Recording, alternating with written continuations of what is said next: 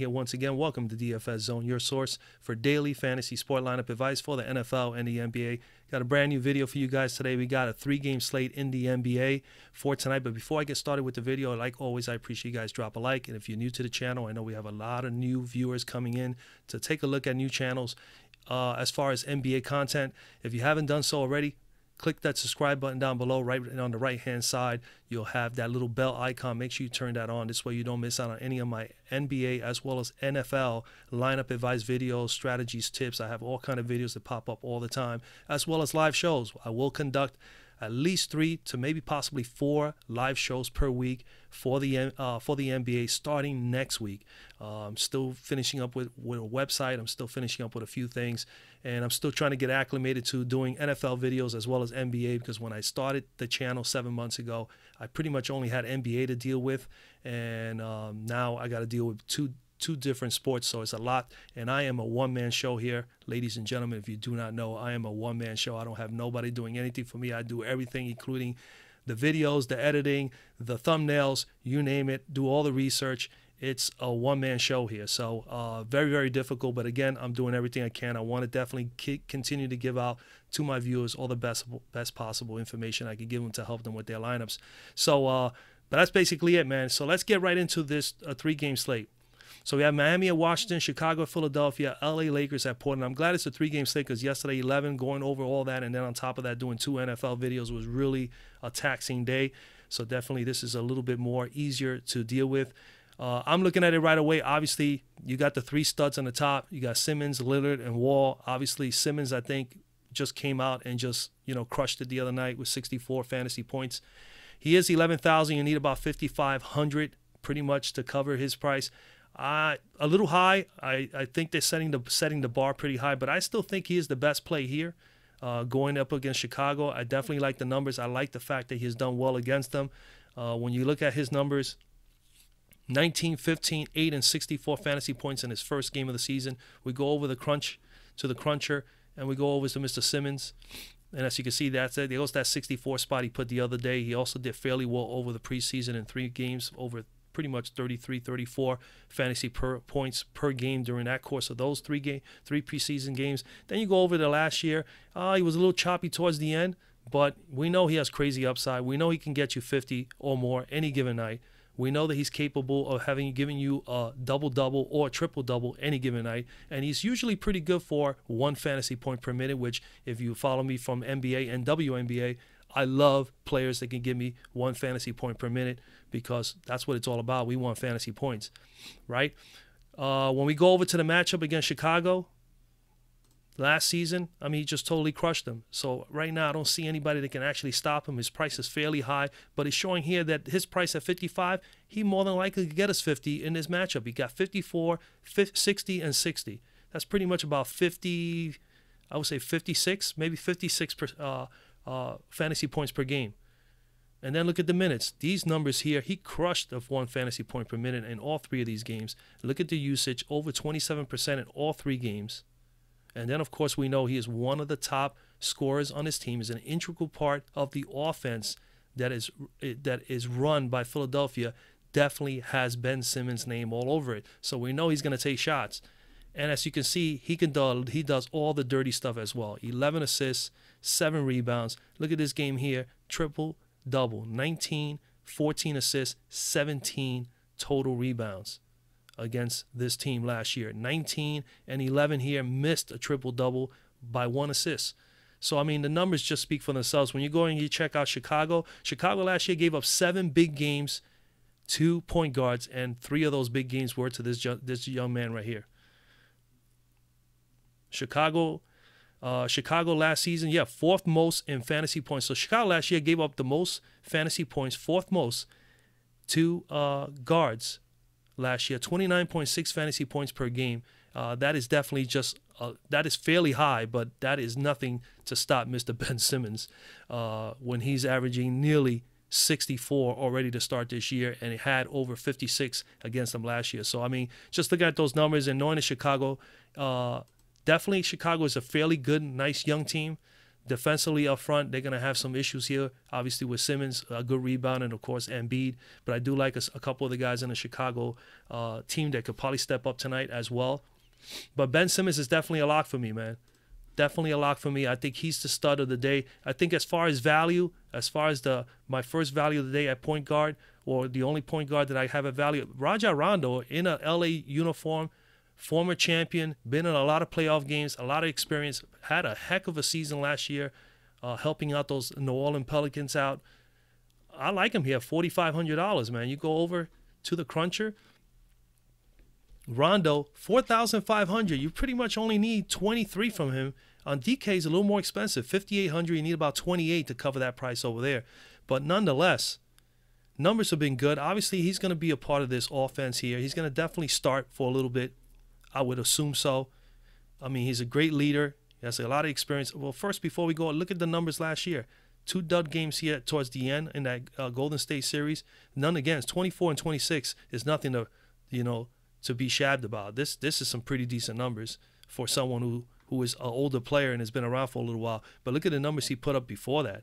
I mean, he was just absolutely on fire. Then you go over against Portland, and look at the numbers he put up against Portland in 6 games last year.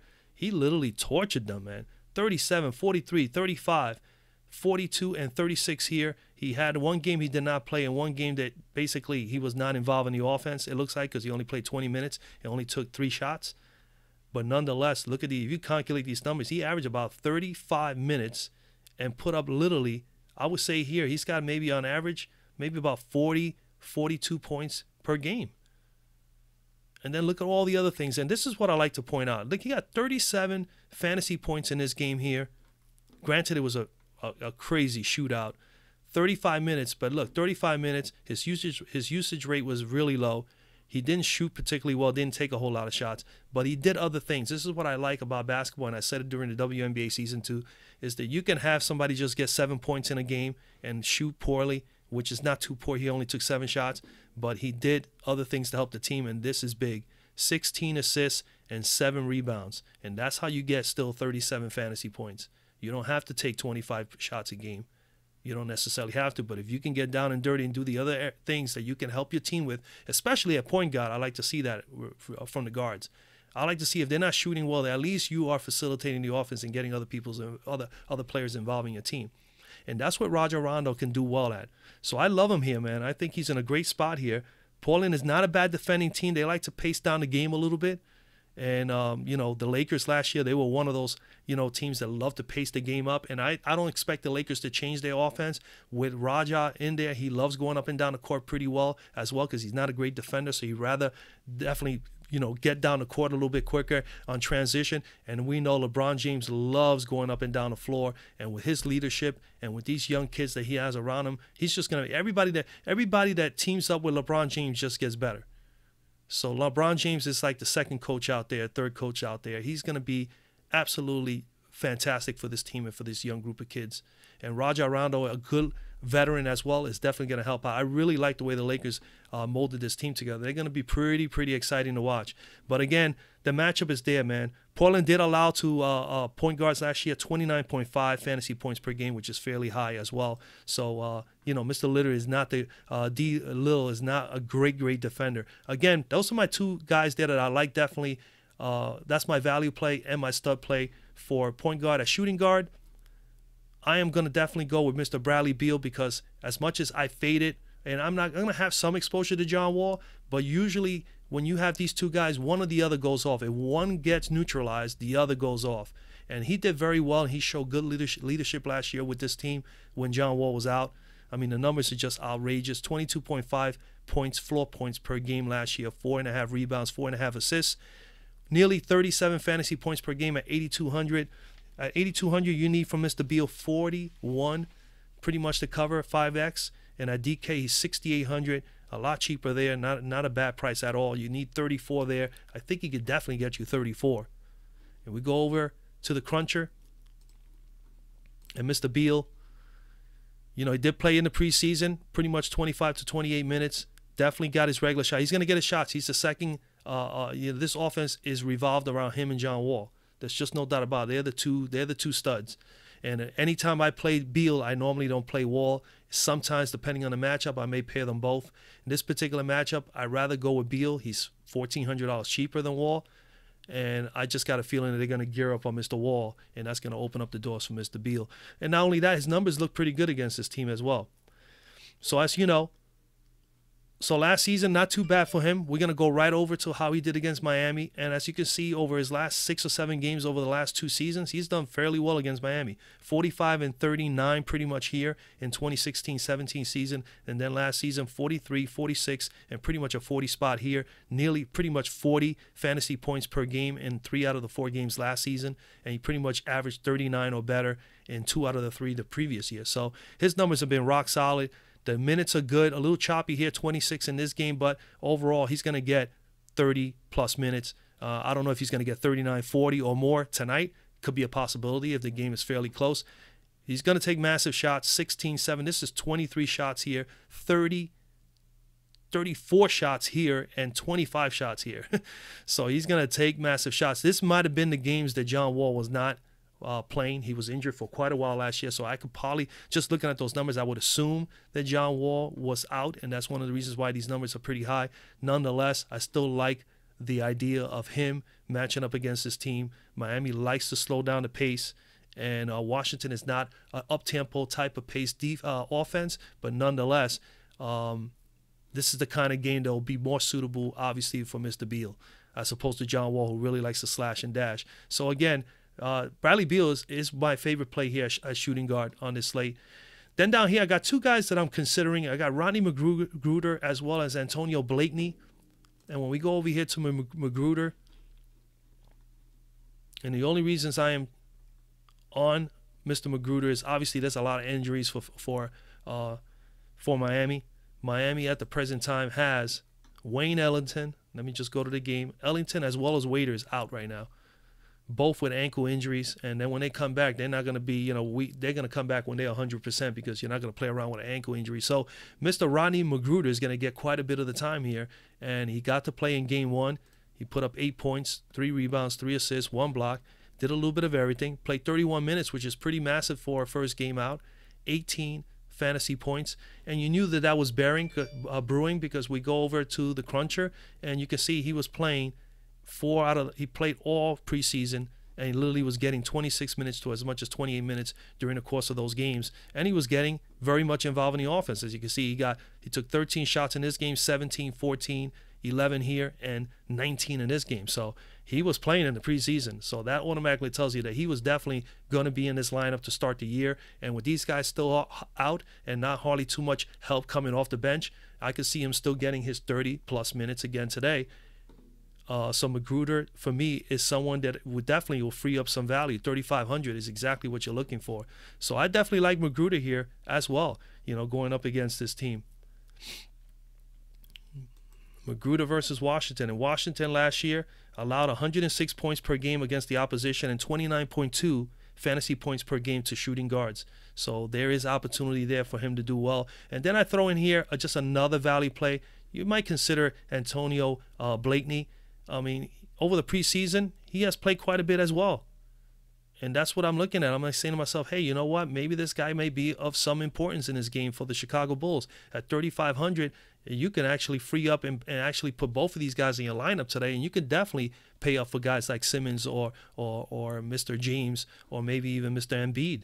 There's plenty of that I see here in this actual slate. Even though there's 3 games, there's a couple of guys here on a lower price range that you can definitely get some value from. So Blakeney could be another guy. Looking at the numbers here, 16 shots, 10. He took 16 here, took 14 here, 12 here. All this in the preseason. I can see where he's going to get some time on the floor. He might get anywhere, and he only was on the floor 18 to as much as 24 minutes. So I would figure engage that he's going to get 18 to 20 minutes in the game tonight.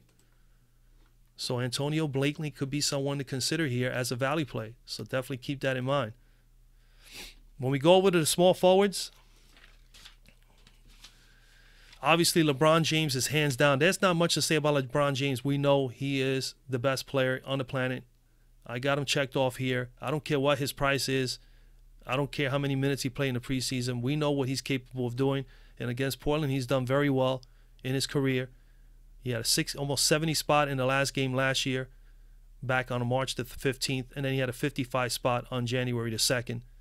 And of course, he's going to take massive shots. With this team here, I think he's going to just basically not really go ahead and try to shoot this many shots. But I could still see him, if this game is fairly close and he feels that the team is being challenged, he's going to step up and he's going to take over the game. But I could see him not. I don't foresee him getting 50 or 60 today. But I'm willing to pay the price to see if he does. To be totally honest with you, I mean, the numbers just speak for themselves. And then you're going up against Portland. Portland is another team. You know, like I said before, Portland is a team that likes to slow down the pace a little bit in their games.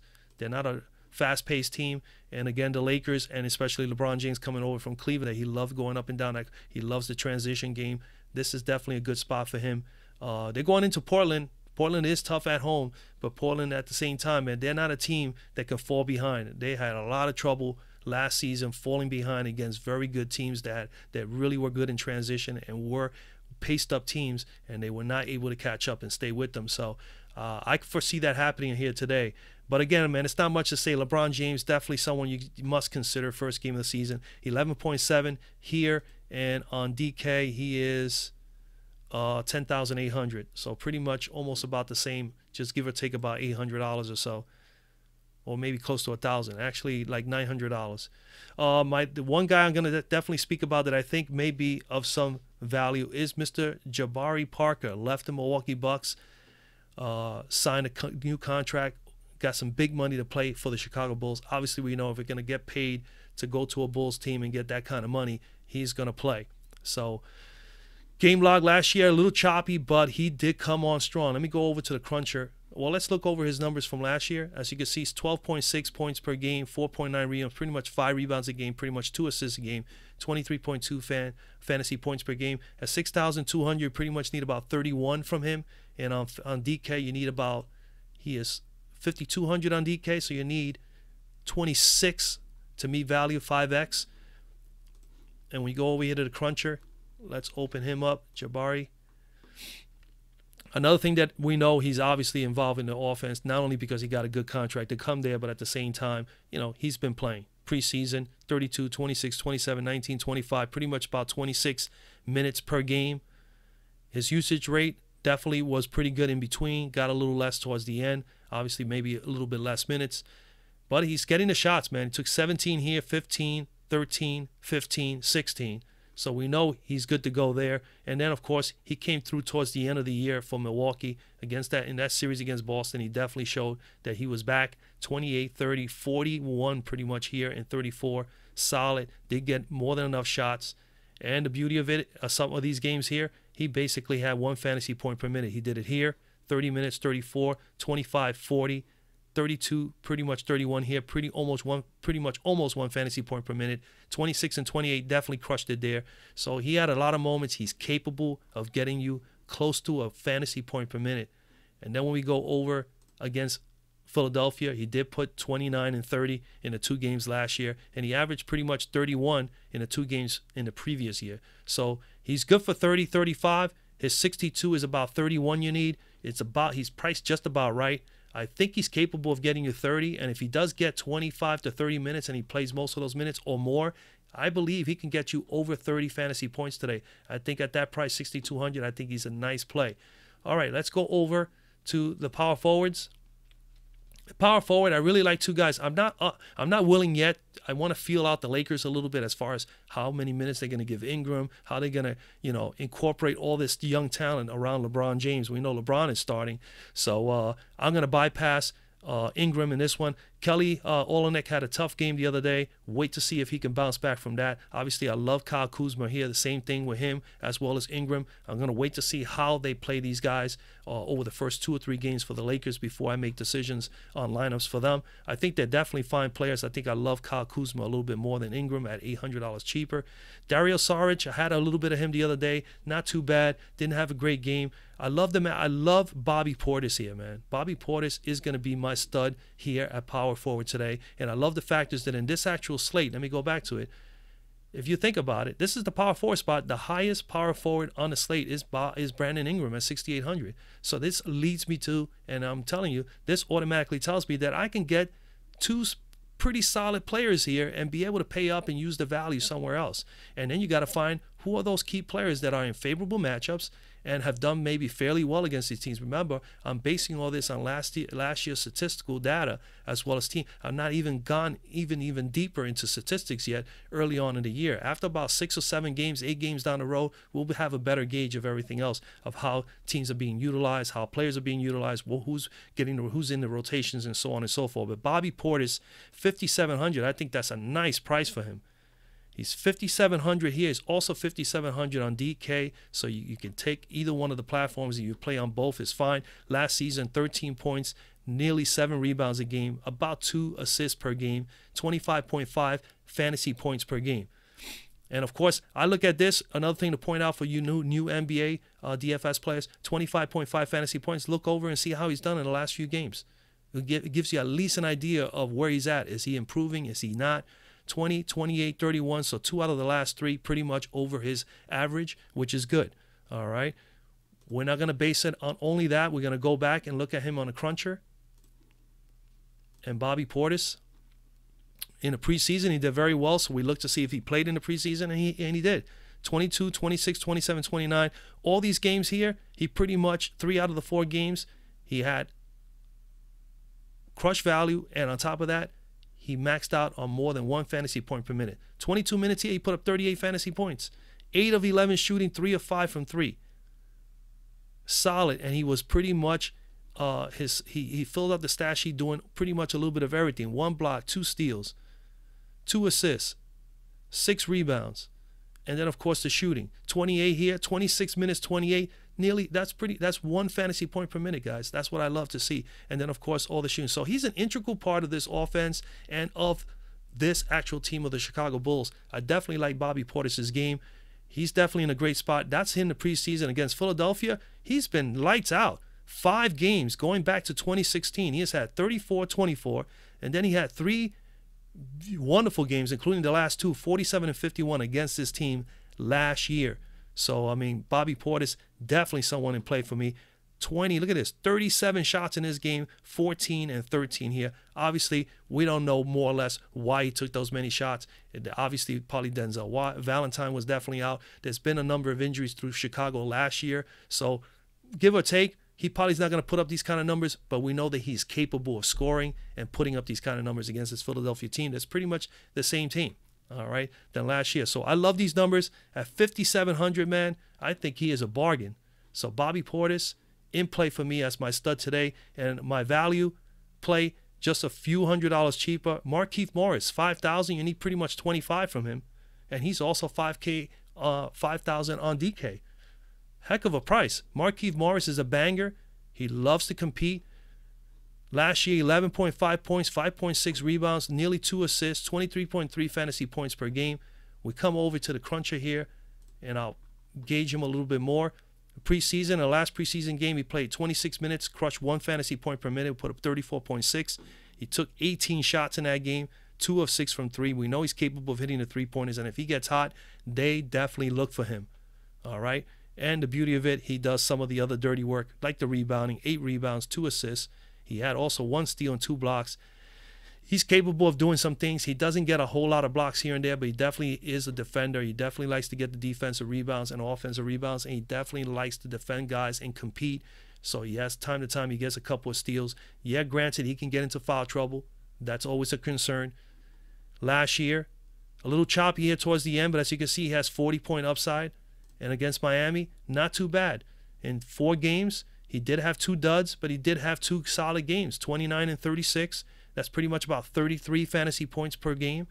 He had massive minutes in that game. Granted, this one game was an overtime, but he definitely shot. He got his shots off. He did some of the dirty work, 13 rebounds, 3 assists, 1 steal. Definitely the foul trouble, as you can see. That's a problem. That's the only concern with him tonight. Going up against his team. So the bottom line for me, I think he's done very well against Miami. He's going to have to bang. Kelly Olynyk likes to bang as well, but I think Markieff Morris could have the upper hand because he's also a pretty good 3-point shooter. So those are my 2 guys there. I really love those guys. We go over to center, and the bottom line at center, man, Joel Embiid is in play, hands down. I think he's solid tonight.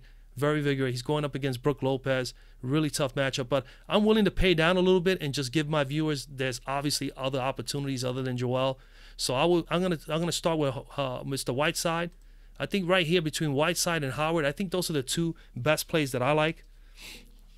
Whiteside is 7,500.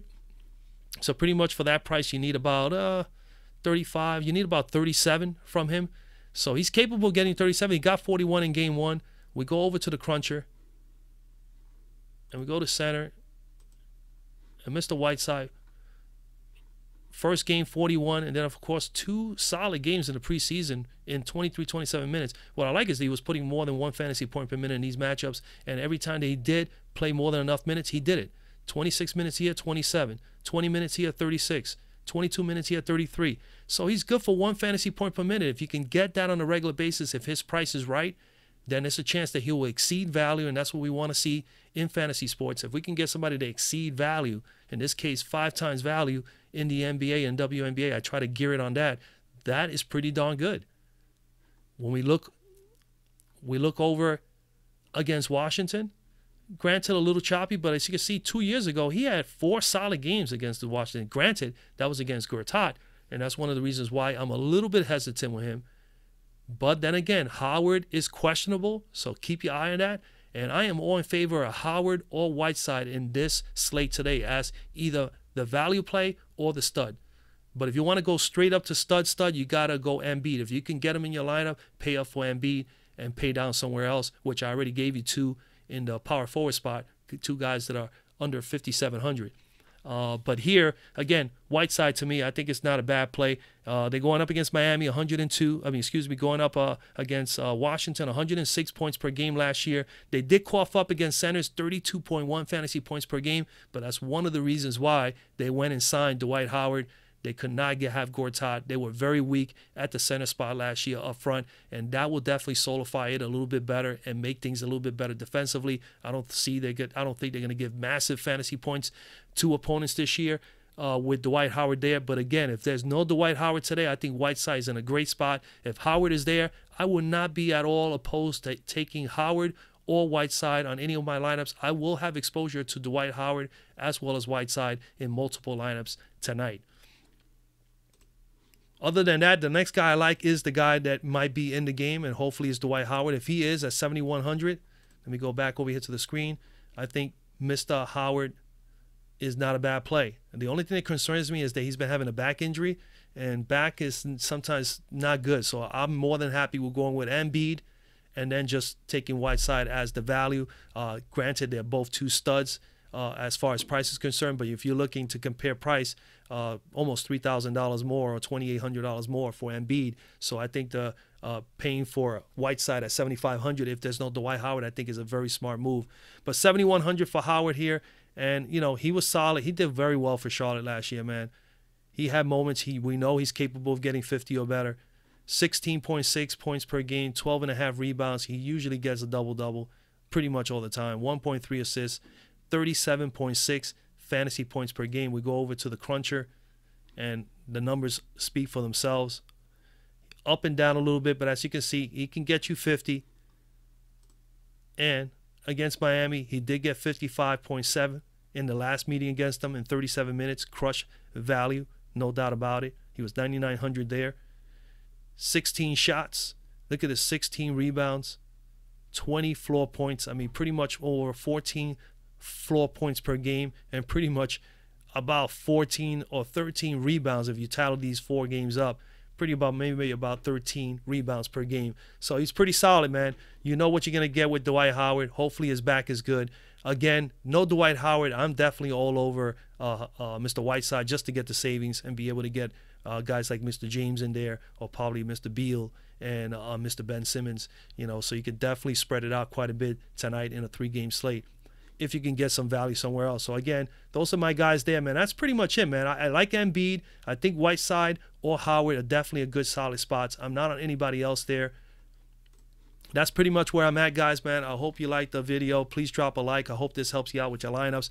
As the season progresses, we're going to get more and more in-depth as far as team, more defense versus positions, more DVPs, more DVOAs, everything. you know, we're just going to go over as much as we possibly can and look over some more statistical data. But for right now, to get things started, you basically look at some of the basic little statistics and you can get at least an idea. And that's the beauty about the NBA, is that it's a little bit more predictable. So you know more or less who matches up well and who has probably a favorable matchup just by looking at the players and looking at a few basic little stats. So that's pretty much it, man. Good luck tonight on this 3-game slate. I'll be back with tomorrow's slate a little later on.